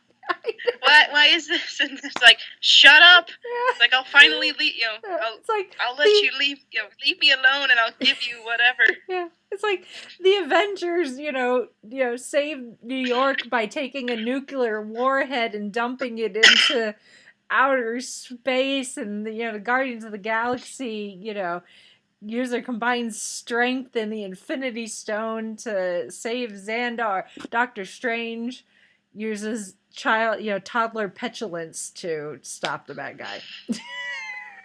Yep. With a little bit of magic. Now, was it just me, or did Dormammu just look like a touch like Thanos, but not quite? I thought the same With the thing coloring. before they actually gave him a name. When you just saw the eye, I'm like, are we getting Thanos? Is Thanos coming early? And they're like, Yeah, that Dormammu. was like a Yeah, I two. wondered, It's like, nope, not Thanos. I Okay. wondered if it wasn't like, oh, it's Is it. Is Thanos' the brother, cousin, I something don't know. going on here? I don't know. Adopted sibling. Well, you know, Obviously someone he we know knows, how much 'cause we know how much universe, Thanos, reality. you know, we know how much Thanos loves adoption, so it could be. Could be.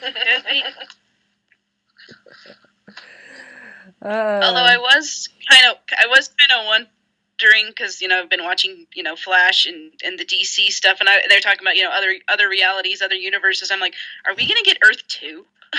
yeah.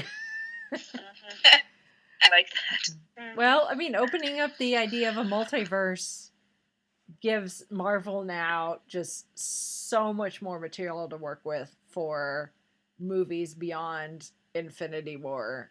So it's like they, you know, some of these characters, Because it, you know, are getting, you know, they can only do so many Iron Mans and so many Captain Americas and so many Thors before, you know, you get stagnant. So it's like, oh, let's open it up, the multiverse theory. And that just opens, you know, creates, you know, like, oh, that gives us a whole crap ton of other material we could potentially use in the future. And they have already dropped they've already dropped the seeds of a few things. You know, it's a few Easter eggs, you know, when Strange is on the phone before he has his car accident, he's on the phone with one of his colleagues from the hospital or something, and the guy's rattling off potential cases for Strange to work on, because, you know, he's the best neurosurgeon in the entire world, and therefore he can pick and choose who he actually works on. And apparently he in a bit like Sherlock, he likes the more interesting the better. And the first, actually, one of the first cases the guy rattles off is the mention of a colonel who has a spinal injury due to an experiment with some like one of a kind. I don't know the line exactly, but it's an experiment with some sort of like flight suit or something. And the director claims that they're not referring to Rhodey from Civil War, but if that's not Rhodey, I don't know who it is. So right, I call BS on yeah, that I one. call It's- BS on that. That, yeah, I missed that one, but yeah, I'll take it. Yeah, that's like, as soon as he said Colonel, spinal injury, experimental equipment, I'm like, that is so Rhodey that they're referring to. Mhm. And then Strange is like, nah.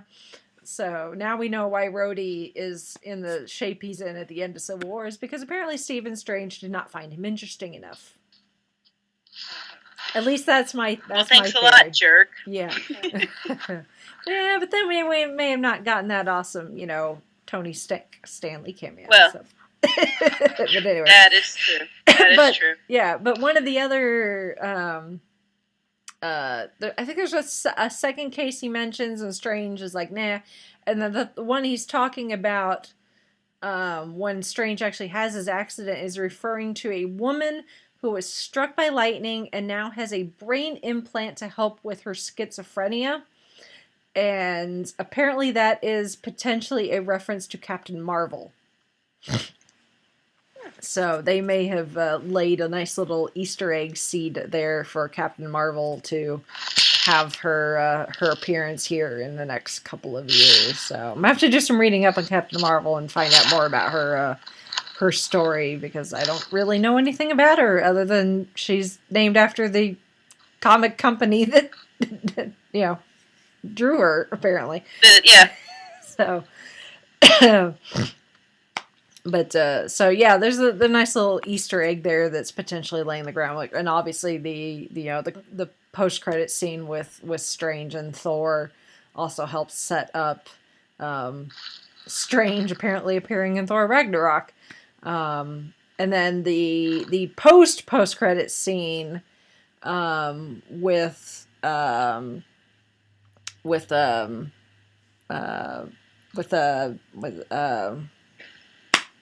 Pangborn, the other person who, the case that Strange hears about where the guy was injured, was supposedly paralyzed. Yes. And Benjamin Bratt's character. yeah, and has like a really severe spinal injury, is supposed to be paralyzed, and then comes back like a few years after disappearing from his physical therapy and can walk perfectly fine. But the falling out from the finding out that the Ancient One was using energy from the Dark Dimension to prolong her life, plus Strange's manipulation of time, which is something they're not supposed to do, plus issues apparently that he had before becoming a sorcerer. Mordo goes and we find out that the only reason Pangborn can walk is because he's using magic to essentially, heal his spine. So Mordo comes and takes the magic from him and reparalyzes. But that So sets basically, up, Mordo is becoming the bad guy. Mordo's yeah, his goal is like Henry at one point in Once Upon a Time, like magic is awful and terrible, so I'm going to destroy magic, and it's like, okay, Yeah, pretty much. So So then that one ended, I was like, okay, now where is this going to lead us? yeah. Well, apparently in the comics, Mordo is not the nicest guy, so for him to turn kind of villain-esque is not out of character as far as the comics are concerned. So that's, if you're familiar enough with the comics, that probably wasn't a surprise that this happened. So, well, now whether that means we'll get a Doctor Strange sequel, this is Marvel. Odds are we probably will. So, when, we do not know, but they've put it there. well, so. they got they got to do something after Infinity War, Yep, so hopefully. why maybe. not? Why not? Oh. I guess one of the biggest things that, because, I mean, story-wise, it's an origin story. It's not anything super groundbreaking. What I think really sets Doctor Strange apart from the other Marvel movies is the fact that quote unquote magic is now being really used in the MCU, and what comes with that, in this case, in the visuals, is what people are really excited about with Doctor Strange. Is like the story. It's like, it's exactly what you'd expect from a Marvel comic book origin movie, but it looks so freaking cool when they're using it. Well, and I also like how, like, I mean, in Thor, the first Thor, they explained, you might think, you think this is magic, but it's actually where I come from. It's science. Mm-hmm. And the Ancient One even explained it like, we call it a spell, but if that's too much for your modern mind, then you can call it a program. Because, like, it's, it's using your mind to program a certain way of doing things, and you can do all these amazing things, and to people who aren't familiar with it, it looks like magic, but when you've trained and learned and studied how to do it, it actually is a science to it. So it's kind of cool that they're doing it's like, it looks like magic, but it's really not. It's science. Just a science you're not familiar with. But it's really cool looking science. I was joking with I was joking with Chauncey though. I said I imagine that I kind of equate it to probably what it was like for them filming Harry Potter. But at least with Harry Potter, they had wands, so they'd be going around, yelling Wingardium Leviosa and Expecto Patronum. But at least they had something tangible to hold on to while they're filming, and then obviously they put in the special effects afterwards. I imagine, once we get like behind the scenes type stuff when like the DVD gets released, watching, them film Doctor Strange, and it's just a lot of hand waving. It probably looked. We've already seen that one behind the scenes thing where Benedict Cumberbatch and dude, I can't say his name. That plays Mordo. Yeah. Mordo. Mordo. That guy. Yeah.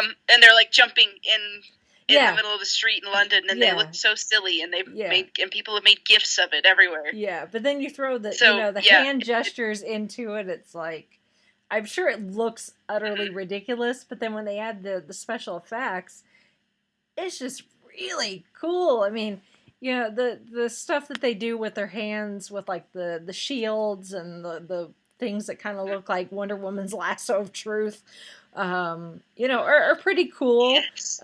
So one of the articles I read brought up a good point that this is like the first like comic book superhero movie in like a long, long time where a gun is never used. There's no guns.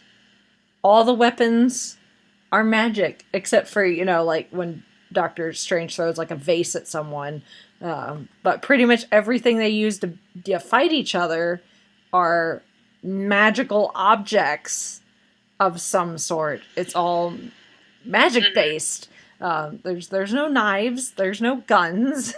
So, which is, I didn't occur to me. There are those air knives, I guess. Yeah. Those blades that look like it. I don't know. Yeah, but it's still magic. They've conjured, but yeah, it's still magic. Conjured, yeah, so it's still magic. But really, it's when they get into the mirror universe and are able to, go all Inception on everything. It's just that in the bit when Strange first gets to, to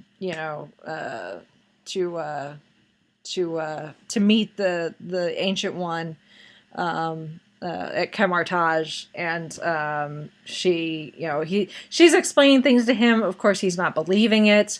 So then it's like, okay, well, let me Pink Floyd acid trip type of visual. And really, if you want to know where Doctor Strange comes from, the 60s. Yeah, it's the 60s and 70s. So. All you gotta do is listen to the trial that the Ancient One gives him to practice with the Time Blade, plops him down on Everest. Yeah. Yes. It's like 30 below, and It's like you figure this out or you're gonna die. Have fun. Yeah, a little bit. And then one of the things like, oh, please, Yeah. don't tell me. What'd you do? You know, it's like, did she do this to every movie? Come on, Everett. Maybe. Ritual. But he prevails, so obviously, otherwise we wouldn't have a movie. But Chauncey, obviously we'll probably learn a bit more about how the visuals are done when we start getting, more behind the scenes stuff. But Chauncey thinks that the way they did, like, the buildings bending on each other and, that sort of thing,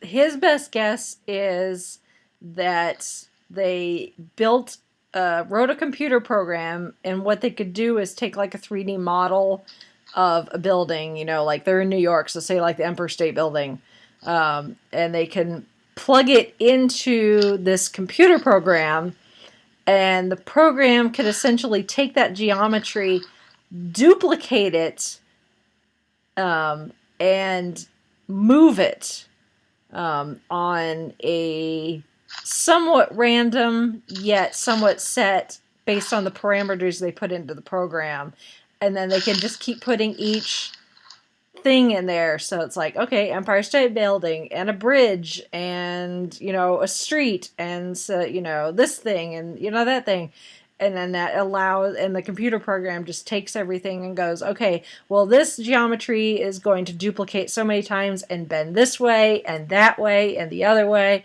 And essentially the program just kind of figures it out and makes it so that it's random enough, but not so random that it's like, disjointed.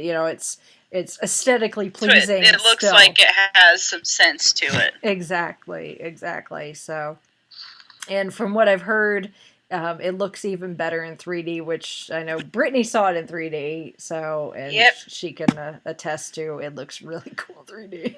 So. Yeah, there's only like a bit, like, I don't know if maybe I was just tired, but bits of it during the action scenes was a little blurry. Like, probably I was tired, so I guess I just might have to go see it again in 3D. Yeah. I guess. First world problems.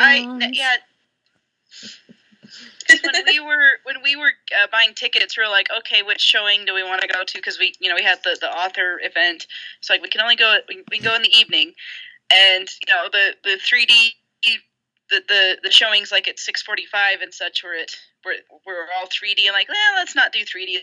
Let's just do a 2D one. And sitting in there, I'm like, I kind of wish we'd done 3D, which means we need to go see it again. Which sad day, right? I think this one I need to see it in 3D. It needs to be seen in 3D, and I wish we'd have done that in the first place, but I don't know.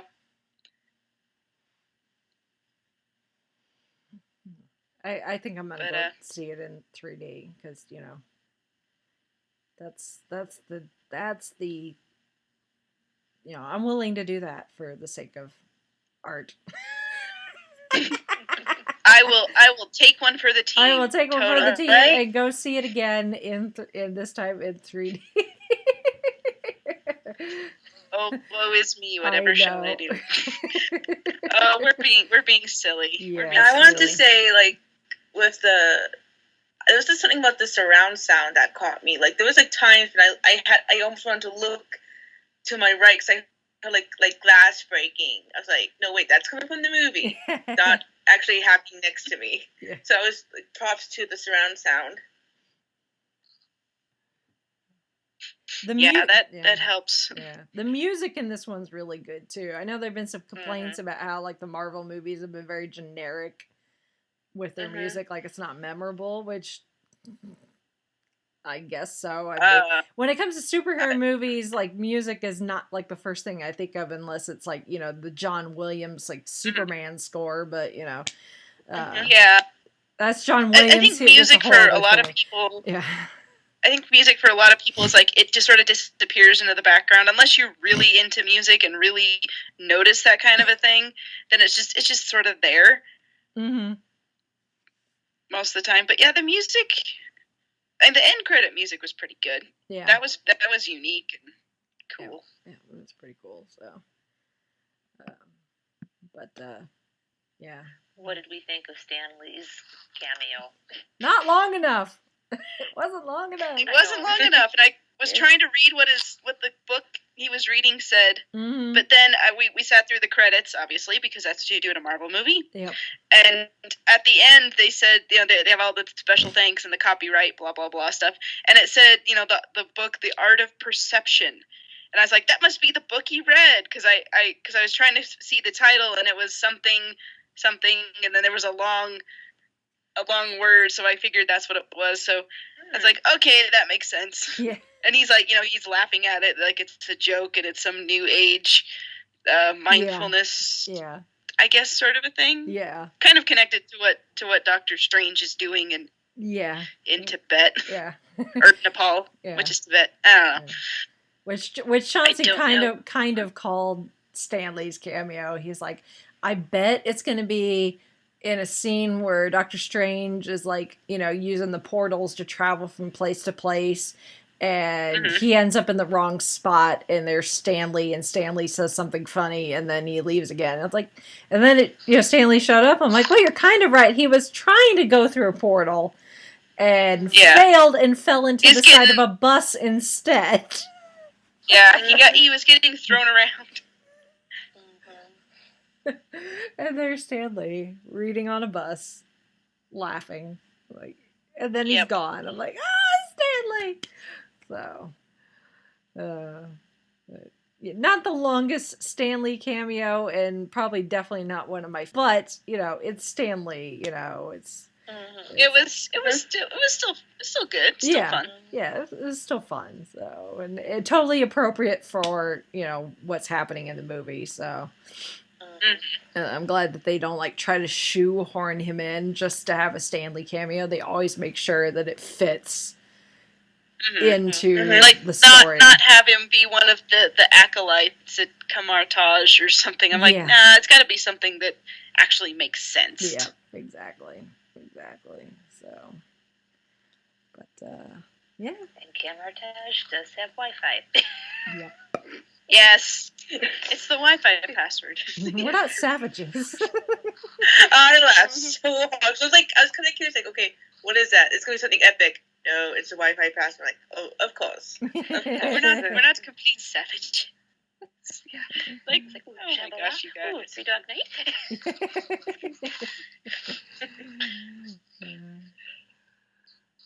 No, this was a fun movie. I enjoyed it quite a bit, and I needed a bit of fun. So yeah, and I mean there's a lot of movies coming up. I want to go try to catch it again sometime. But we have Fantastic Beasts and Rogue One, and want to get Moana in there somewhere too. But yeah, it's a holiday movie season, so yay. Yep. Well, Doctor Strange, he's here. Welcome to the club. Yep. Glad to have him here. Yep. It'll be great. And if you, dear listener, got to see Doctor Strange and want to chime in with your 2 cents on what you thought of the movie or anything else that we've discussed on the podcast, you can leave us feedback at our email address, which is 5ishfangirls@gmail.com.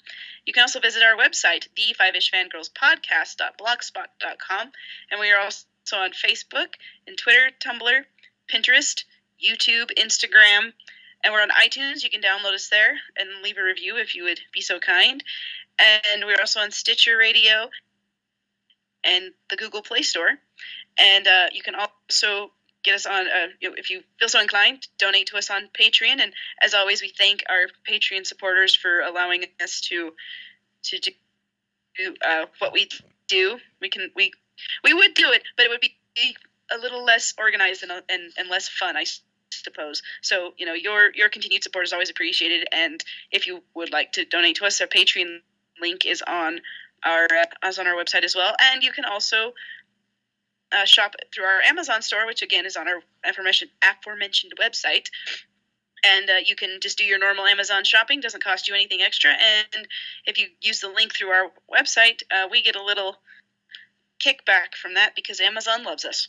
So for you shopping there through us, then everything is wonderful. Mm-hmm.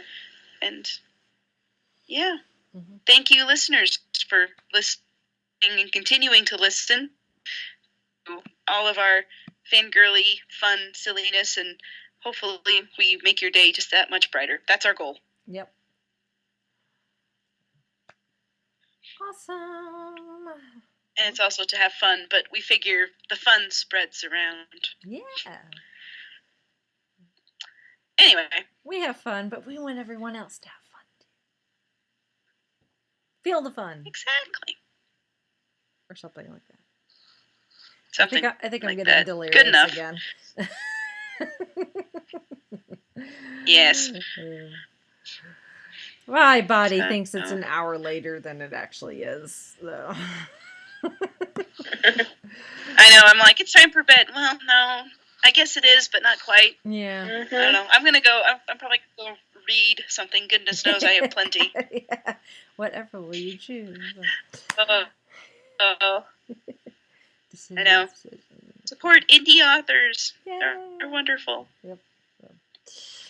All right. Well, with that, I guess we shall sign off for this week. This is Brittany and Bev saying goodnight. This is Chrissy saying goodnight from Salt Lake City. This is Holly from Wisconsin saying good evening. This is Nick saying goodnight from Kitchener, Ontario. And this is Rachel in Indianapolis, Indiana. I'm going to get one of those automatic beer filling mugs with Chauncey for Christmas. Love that. Spoilers, Chauncey.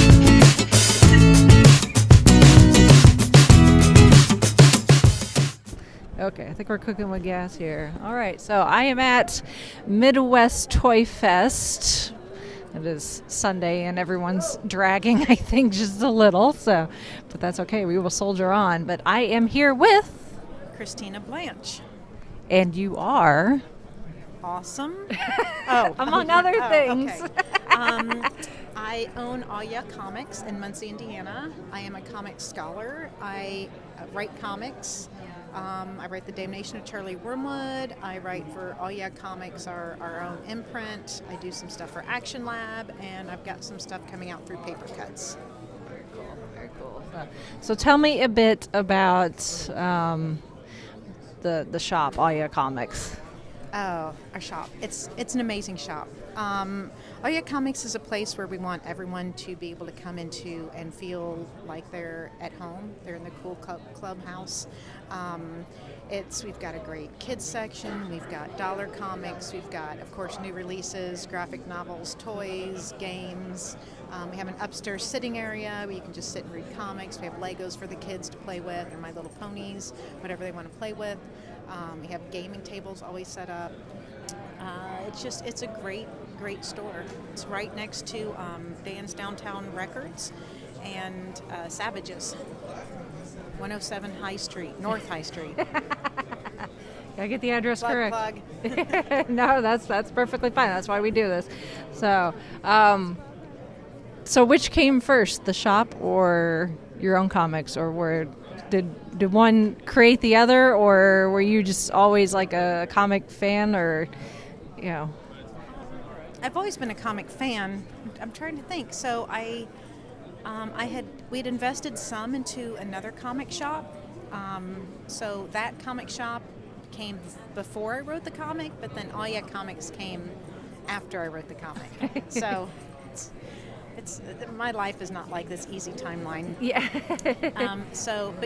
I wrote the comic because I used to teach in prison for Ball State University, and I'm a comic scholar, so I do a lot of articles about comics for different journals, and I was analyzing some comic panels, and I thought, for me to really understand All right, we're about 15 minutes how away from our to first analyze panel for these, I today. really think that I The need to Ghostbusters trivia in be the able to Golden write Creek a Movie comic or to write it and see character what that acting feels and voice like. acting and cosplay And from Golden fortunately Ball or Ring. unfortunately, it That's depends on new how you for look both at of it, those. I fell in love with it, and I found out that I loved writing comics, and I was pretty good at it.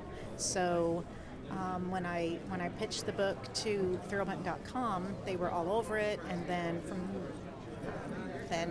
Dynamite picked it up and just kind of turned into that, and then I started submitting more stuff, and so yeah, new stuff's coming out soon. Very excited. As we were interrupted by the voice of God there, but that's okay. So obviously, the comics as a industry is not the easiest to get into. Have you found being a woman? Have you found that to be harder? Also being an owner of a comic shop. I've heard stories of, back. It's better now than it used to be back in the day. If a woman walked into a comic shop, it was like, what? With all the, the male comic nerds in there. So do you find, what has been your experience both being a woman writing a comic, but also a woman owning a comic shop? It kind of goes, I don't know. I never really thought of myself as like, I don't, when I look at things, I don't see it as gender or ethnicity or anything. I was never raised that way. Yeah. The first time I realized that I was a girl was when Star Wars had come out and all the kids in the neighborhood played Star Wars, and I had the Han Solo gun, so therefore I was the one that should be Han Solo, but they told me that I had to be Princess Leia because I was a girl, and I didn't really allow that to happen, and so I beat up the boys that told me that, and I got in trouble from my mom, but just a little bit, but then they let me be a Han Solo from then on, or whatever I wanted to do, because they were all scared at that point. But so, it always surprises me, but yeah, it's a little hard sometimes. I actually had one guy laugh at me when he walked in and he starts talking to one of my employees, telling him about they were doing some road work and they had to turn the water off, and he was like, oh, well, we should tell her she's the owner, and the guy looked at me and just went, that's funny, and turned around to the guy and continued talking to him. And he was like, no, seriously, that's the owner. And he was like, okay, it's not even funny anymore. Yeah. And then one of my friends came around the corner and was like, I don't think you're getting this, dude. But it's like, seriously, how it's not, this isn't that hard. Yeah. Yeah. The customers that we have in my store that come in, they're awesome. They know what's going on. Mm-hmm. Sometimes we'll get some new people who will, treat me like I don't know anything. I was told that I must not, because I didn't like a certain movie that came out, so I must not be a real comic book fan. These are by two people I'd never seen in the store before in 2 years. So I was like, oh, I can tell you're a big comic book fan because you're here so much. But you have to, I don't really allow any of that to happen in my store. It just won't.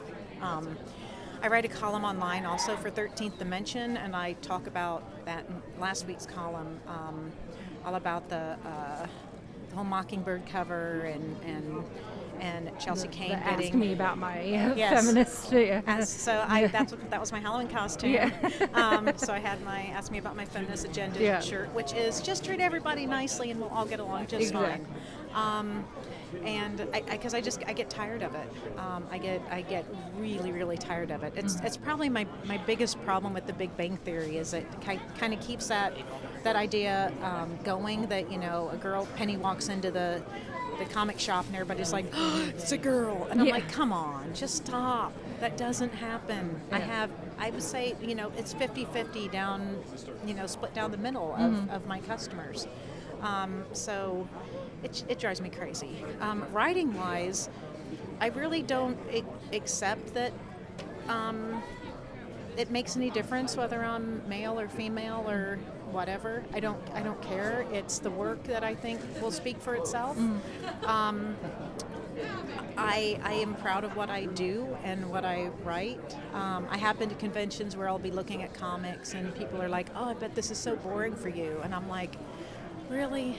So I just kind of started going, "Oh my gosh, these books have pictures in them," and pretty much shuts them up because they're like, "What?"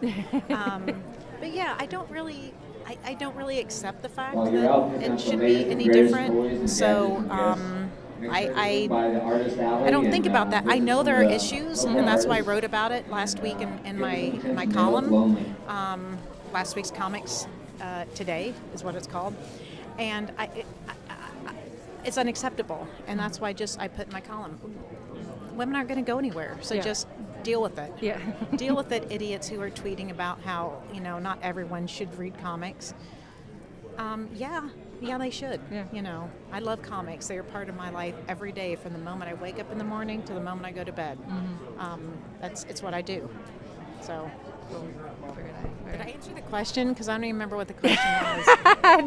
No, that's absolutely perfect. No, but I always like to get, it's always nice to hear the perspective, because that's the whole point of our podcast is, we started it because we thought it would be fun, but at the same time, there's 5 of us. We're all female.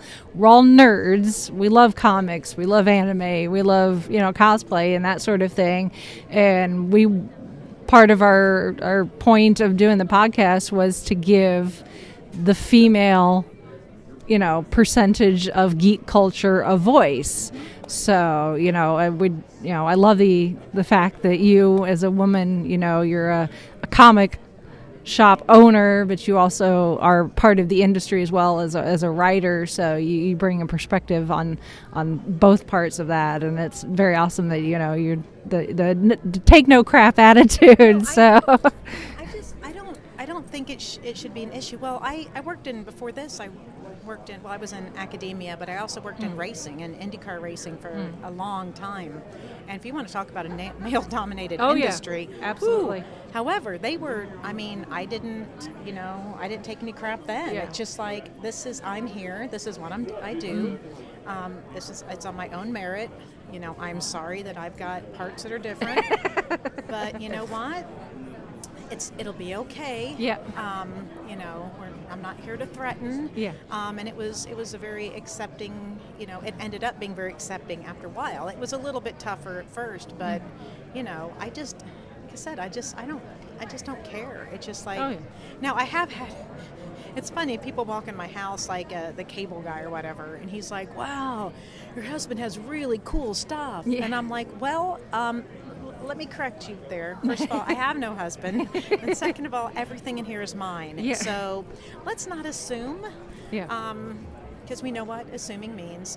You're a jerk. Yeah. So I know what I'm supposed to say. Yeah. But it's so, it's not.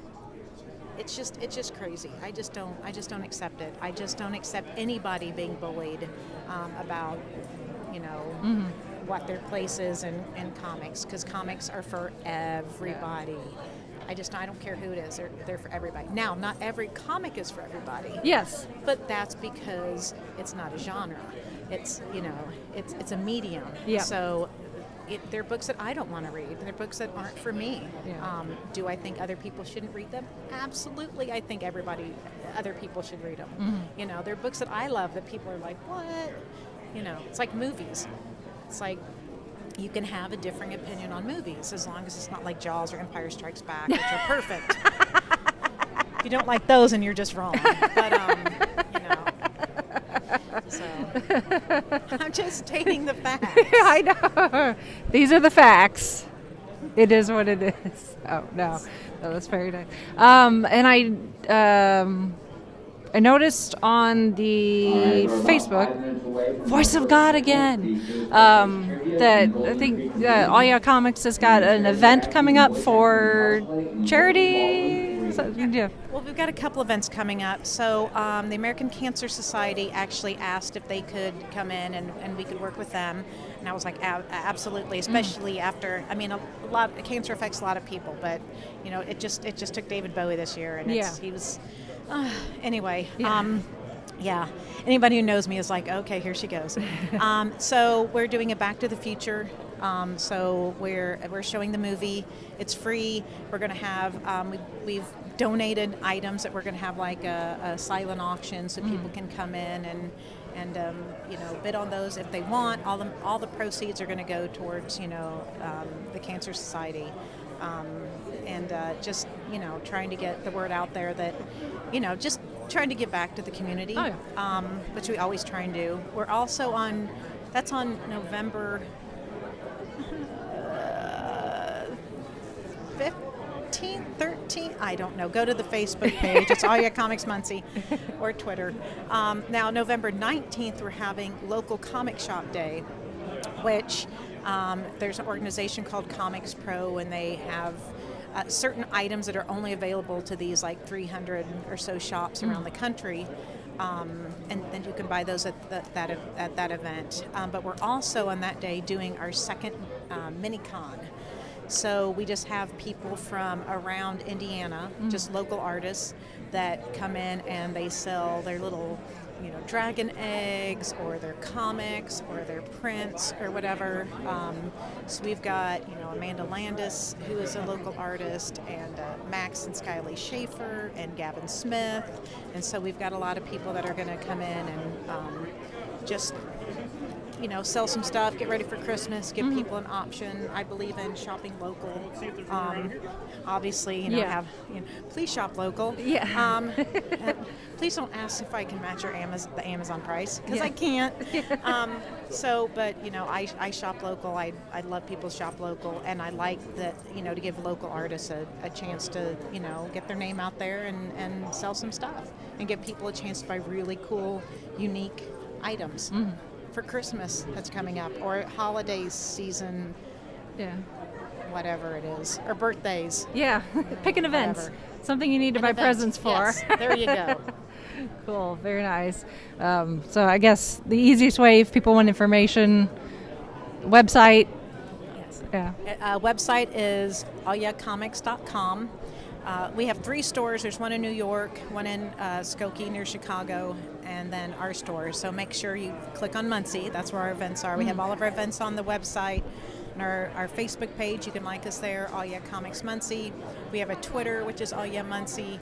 I'm always posting stuff at Christy Blanche on Twitter. So, you know, you can always go there. I usually put something on 13th Dimension because it's my column, so I'm going to put whatever, you know, promote. But, excuse me. But yeah, so those are the places you can find us. And all my dates just kind of like get mixed together in my head. Oh, no, that's what Facebook is for, to keep track of things for you. Not enough coffee yet this morning. Yeah. There's never enough coffee. Never. Well, thank you very much for It's a great podcast. taking time out of your day here. So thank you. All right. Well, thank you. All right. Thank you. You're awesome. All right. So I am here with Knightmage. Awesome. So tell us about yourself. Well, there's a lot to say. There's a lot. I'm a cosplayer, actor, entertainer from Ohio, Youngstown, Ohio. Been cosplaying for about 3 years now. And just in love with it. Yeah. Love with it. It's my passion. It is. It's very fun. It is. It's very dangerous too. Very dangerous hobby. It can be. Especially to your wallet. Exactly. So you've been here at Midwest Toy Fest this weekend, obviously, as a cosplay guest. You also helped judge the contest yesterday, which I have been in your shoes. It is very hard. I don't envy you. There were some really good cosplays yesterday. I honestly, like every convention I go to and I'm judging, it's getting harder and harder. Yeah. Like with cosplay becoming more mainstream, the costumes are just getting more elaborate, it's better and better. Yeah. So yeah, every time it's getting just so difficult to judge. But I love it. I mean, I love encouraging people to get up there on stage and showing off what they have and stuff like that. So love it. And you've got I noticed that you've got some prints here, but you are raising money for charity. Yeah. So I've done about 80 costumes since I've started cosplaying. Yeah. I have no life. That's what it is. But what I really do is the basis of why I started cosplaying is charity. When I first started, I started doing like hospital visits and charity events, stuff like that. And then I actually went to my first convention.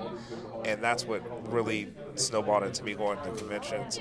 So what I wanted to do was stick with the charity aspect of it. So I decided what I'm going to do is at conventions, I'll give away my prints for free, autographs for free, and I'll just do donations to various charities. So I work with Make-A-Wish a lot because they have chapters everywhere. So no matter where I'm at, there's a local chapter somewhere around there. But I try and work with as many charities as I can. I try and stick with a local charity. But again, if I can't find a local charity that I really want to support like that, then Make-A-Wish is always my go-to. Very nice. I noticed on your sign here, your tagline there, the "Believe it, become it, pay it forward." That's very cool. Yeah, I mean, to me, it's like it's a win-win. I love creating the costumes and becoming the characters, but then I also found that this is such a great way to give back. So that's why I hope to inspire other people to do. Yeah, you said you've done 80 cosplays since you started, which is amazing. And the prints you have here, I mean, you've got a large variety of characters, and obviously this is just a small cross section of what you've got, because you do not have 80 different prints on this table. Oh, you do? Oh, they got different ones in the books. Yeah. Yeah. So where do you find your inspiration? Because you do have you've got some comic book characters, you've got cartoons. Yesterday you had an amazing Captain Planet, which I saw your preview on your Facebook page, and he was like, "I'm gonna be Captain Planet at Midwest Toy Fest." I'm like, "I'm so glad I'm gonna be there to see that in person." It is amazing. So where do you get your inspiration from? I don't really know. Like, literally, I could just be in the shower in the morning and a character pops in my head, and I'm just like, "Oh wow, that'd be fun to do." As long as I'm gonna have fun making the character, that's the only thing I care about. I don't necessarily have to be in love with the character. I don't have to know a lot about the character. Just as long as I'm going to have fun making it. A lot of the characters, my cosplay partner, Super Casey, she's Hulk Hogan today, and I'm Zeus from No Holds Barred. But we bounce ideas off of each other. We like to do a lot of duo cosplays too. So if she might come up with something, and then I'll come up with something, and we'll just do stuff like that. But yeah, as long as I'm going to have fun with the character, that's all I care about. So if people want to follow you, where can they find you? You can find me on Facebook at Knightmage, KNIGHTMAGE, on Twitter at Knightmage, and then on Instagram, Knightmage1. Cool. Well, thank you very much. Thank you.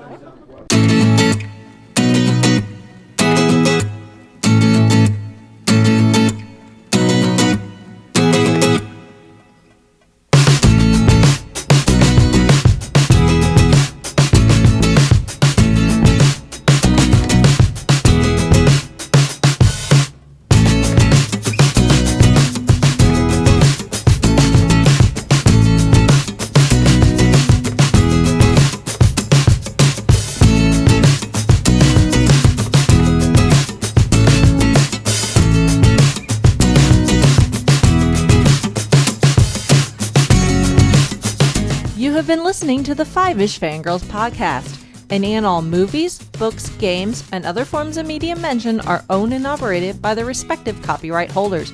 No copyright infringement is intended or implied.